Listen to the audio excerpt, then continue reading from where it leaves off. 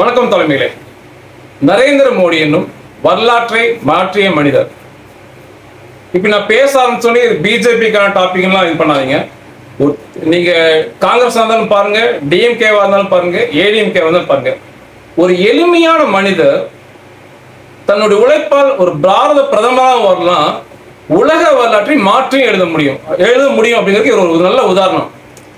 என்ன ஒரு வரலாற்றை மாற்றி எழுதான்னு பாத்தீங்கன்னா, உலக ஜனநாயக நாடுகள்ல பொதுவா இடதுசாரிகள் தான் அதிகமா ஆட்சியில் இருப்பாங்க.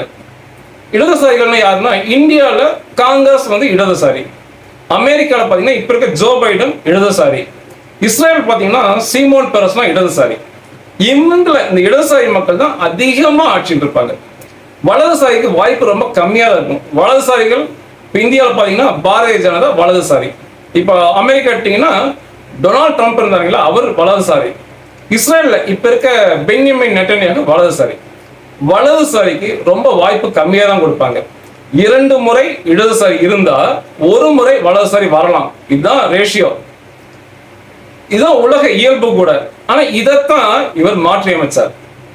இந்த ஏன் இடதுசாரியை மக்கள் ஆதரிக்கிறாங்க எப்பவுமே அப்படின்னா, இடதுசாரி ஆட்சியில வந்தீங்கன்னா ரொம்ப ஜாலியா இருக்கலாம், ஒரு கட்டுக்கோப்பு அதிகமா இருக்காது, சண்டைலாம் அதிகமா இருக்காது, பேச்சுவார்த்தைக்கு போவாங்க. அப்புறம் பொருளாதாரம் செழிப்பா இருக்கும் இடதுசாரிகள். இதுதான் இடதுசாரி அதிகமா ஆட்சியில் இருக்க காரணம். இதே வலதுசாரி வந்தாங்கன்னா சண்டை வந்துடும் அப்படின்னு பயப்படுவாங்க, பொருளாதாரம் கொஞ்சம் கம்மியா இருக்கும், கொஞ்சம் கஷ்டமா இருக்கும், பேச்சுவார்த்தையே இருக்காது, அப்ப கொஞ்சம் கட்டுப்பாடா வச்சிருப்பாங்க, எங்களுடைய பாரம்பரியம் எங்களுடைய பழக்க வழக்கம்னு. அதனால வலதுசாரிக்கு வாய்ப்பு கம்மியா தான் இருக்கும். இந்த உலக வரலாற்றை மாற்றி அமைச்சார். 2 முறை மெஜாரிட்டியோட பிரதமரா தொடர்ந்து இருக்கார்.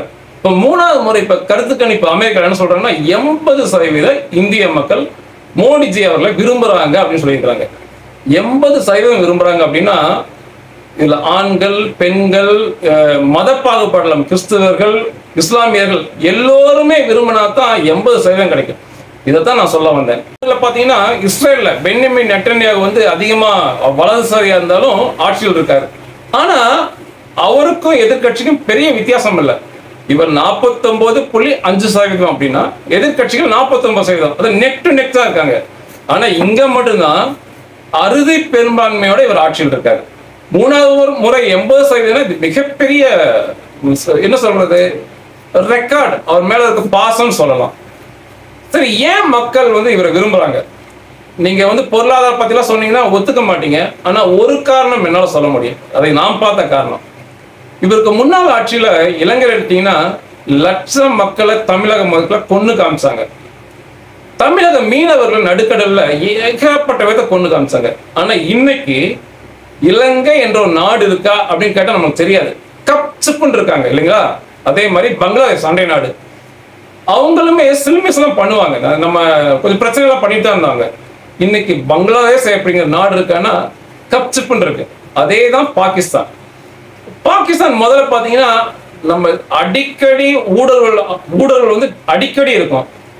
காஷ்மீர்ல டெய்லி சண்டையா இருக்கும். அவங்களுடைய ஆட்கள் டெல்லி ஆகட்டும், மும்பை ஆகட்டும், கோவை கூட குண்டுவெடிப்புகள் மேல குண்டுவெடிப்புகள் நடந்தது, படுகொலைகள் நிறைய நடந்தது. இதெல்லாம் பாகிஸ்தானோட கைங்கரியம். 10 வருஷத்துல அவங்க எத்தனை ஆயிரம் பிரச்சனை பண்ணாங்கன்னு சொல்லிக்கிட்டே இருக்கலாம். ஆனா இன்னைக்கு பாகிஸ்தான் ஒரு நாடு இருக்காங்கிறது தெரியவே இல்லை, கப்சிப்புன்னு இருக்காங்க. சீனாவும் அப்படிதான். இந்த 10 வருஷம் ஆட்சியில 2 பெரிய தாக்குதல் நடந்துச்சு. ஒண்ணு புல்வாமா தாக்குதல், 2வது கல்வான் பள்ள தாக்குதல். மற்றபடி இந்த 10 வருஷத்தை அமைதியா கொண்டு போயிட்டாரு. நான் கூட யோசித்தேன் போர்கள்லாம் வரும் அப்படின்னு நினைச்சேன். ஆனா எந்த போருமே வரல. ஒரு சின்ன பிரச்சனை 2ஓட நிப்பாட்டி அண்டை நாடுகள் அப்படியே கப்சிப்புன்னு வச்சிருக்காரு. இதுதான் நான் ரொம்ப விரும்புறது. இந்த ஆட்சி மாற போறது இல்லை.